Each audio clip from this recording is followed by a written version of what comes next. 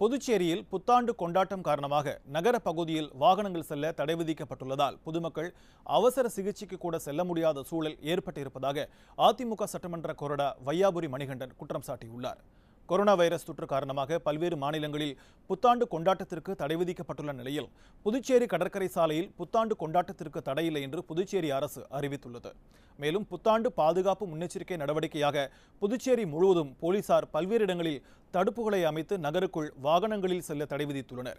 இதுகுறித்து செய்தியாளரிடம் பேசிய அதிமுக சட்டமன்ற கொறடா வையாபுரி மணிகண்டன், புதுச்சேரி நகர்ப்பகுதி முழுவதுமாக போலீசார் தடுப்புகளை அமைத்துள்ளதால் புதுச்சேரி மக்கள் மிகுந்த சிரமத்திற்கு உள்ளாகியுள்ளனர் என்று குற்றம் சாட்டினார். மக்களை எப்படியெல்லாம் காப்பாற்றப்பட வேண்டும் என்பது தமிழக அரசு எடுத்துக்காட்டாக திகழ்ந்து வருகிறது.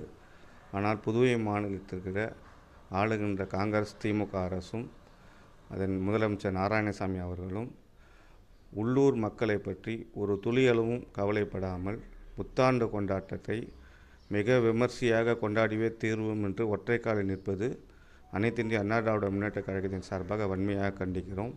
மேலும் நேற்றைய தினம் அவர் அமைச்சராக இருக்கக்கூடிய காவல்துறை மூலமாக கிட்டத்தட்ட ஒயிட் டவுன் மற்றும் புதுவை மாநில நகர பகுதிகள் அனைத்துமே பேரிகார்டுகளால் மூடப்பட்டுள்ளது.